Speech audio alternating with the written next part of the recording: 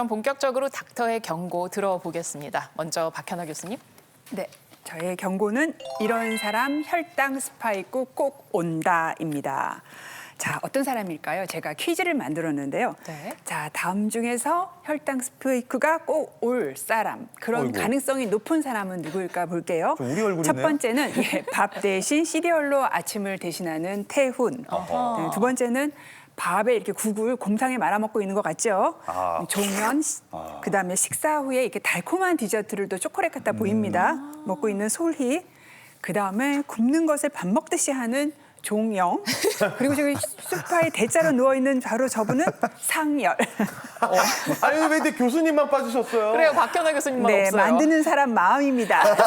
퀴즈는 퀴즈일 뿐 삐지지 말자. 알겠습니다. 그럼 자, 다들 안 삐지고 네. 한번 맞춰볼게요. 네. 아, 제가 봤을 때는 그래도 혈당이니까 혈당이 높아지면 아무래도 단 거를 먹는 게 아닐까. 그래서 3번 바로 이렇게 디저트를 달달하게 드시는 우리 아나운서님이 아닐까 생각이 드는데. 아니 제가 디저트를 좋아하는 건 맞는데요. 근데 거기 써 있었어요. 식사 후 디저트라고. 식사 후에 먹으면 좀 낫지 않을까요? 연결이 돼서. 그렇죠. 그리고 오히려 아침 식사로 시리얼 막 단 거 드시는 서태훈님이 더 위험하지 않을까요? 그래요? 저 네, 정답은 3번 맞습니다. 저예요? 하지만 1번, 2번, 4번, 예? 5번에서도 혈당 스파이크가 생깁니다. 그럼 전부 다네요? 네, 정말 그렇습니다. 문제 내는 사람 마음이군요. 혈압 스파이크는요, 생활 습관과 관계가 있고 혈당 스파이크는 이 중에서도 특히 잘못된 식습관과 관계가 많습니다. 첫 번째는 정제 탄수화물과 과당을 많이 드시는 경우입니다. 소화가 빨리 되는 정제 탄수화물에다가 여기다가 달달한 당분을 넣어서 먹는 경우인데요. 네. 자, 이게 태훈 씨가 아침 대신으로 먹는 시리얼이 아주 대표적으로 정제 탄수화물과 당분이 조합을 이룰 그런 식품입니다. 그래서 당뇨도 없고 전당뇨도 없는 분들도요, 시리얼을 드시게 되면은 무려 80%의 사람까지 혈당 스파이크가 나타날 수 있습니다. 자, 두 번째로요.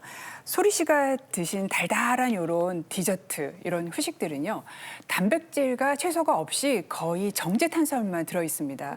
소화를 천천히 해서 혈당 스파이크를 막아줄 단백질과 채소 없이 이렇게 탄수화물 많이 들어있는 떡, 국수, 라면, 케이크, 과자 이런 것들은 혈당 스파이크를 만들어주는 식단입니다.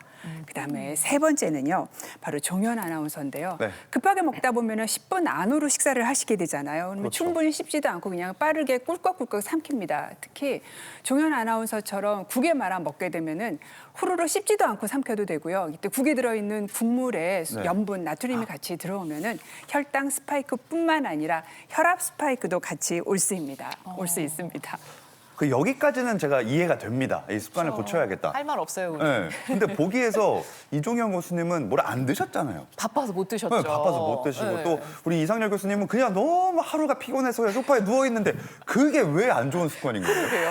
네, 또 하나의 원인은 바로 결식, 과식, 불규칙적인 식사이기 때문입니다. 우리가 규칙적으로 정해진 시간에 식사를 해줘야 인슐린이 분비되는 것도 예행 연습을 할 수 있습니다.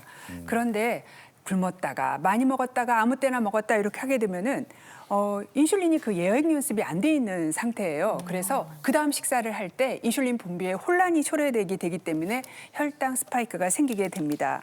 그리고 우리가 그러니까 종현 교수님께서는 사실 시술도 바쁘시고 진료도 바쁘셔서 약간 끼니를 거스르는 때가 많으신데 계속 안 드시는 건 아니잖아요. 이제 그 다음 끼니에 혈당 스파이크가 생길 수 있습니다. 그다음에 이제 먹고 움직이지 않는 것도 굉장히 문제인데요.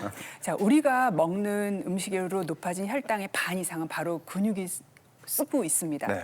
그런데 상열 교수님처럼 어제 하루 종일 누워 계셨다고 하시는데요.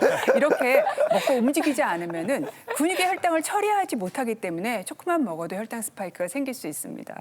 그렇군요. 네, 그리고 또 제가 꼭 말씀드리고 싶은 게 이게 혈당 스파이크가 아까 보신 것처럼 저렇게 식생활 습관이 잘못돼 있는 사람만 생기는 것이 아니라는 것입니다.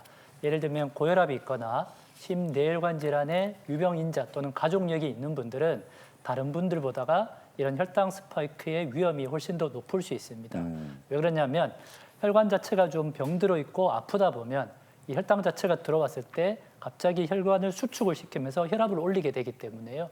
혈관 질환이 있는 분들은 특히 혈당 스파이크의 위험에 대해서 유의를 하셔야 되고, 또 반대로 비교적 혈관이 건강하다 하더라도 혈당 스파이크로 인해서 혈관에 염증이 생기고 상처를 받게 되고 결국에는 나중에 기름직하기와 혈전으로 갈 수 있기 때문에 혈당 스파이크는 비단 혈당의 문제일 뿐만 아니라 심혈관 질환, 혈압과도 밀접하게 연관이 되어 있습니다.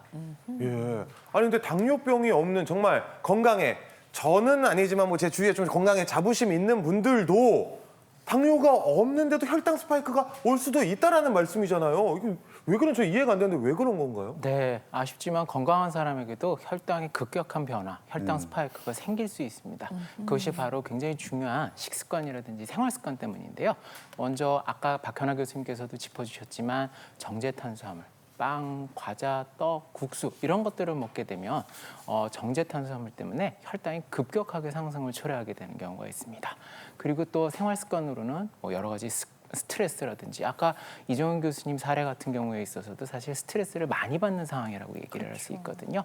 불규칙성, 그다음에 수면 부족 이런 것들이 스트레스 호르몬이나 이런 것들을 교란시켜 갖고 여러 가지 뭐 혈당 상승의 위험이 되는데요.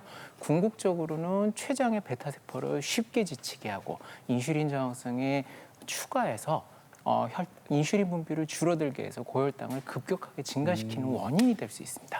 그렇기 때문에 이런 스파이크 현상은 당뇨병뿐만 아니라 당뇨병 전 단계, 특히 일반인에서도 관찰될 수 있는 상황이고 어떻게 보면 큰 병으로 진행될 수 있다는 위험 사인이기 때문에 더더욱 중요하게 보셔야 될 것 같습니다.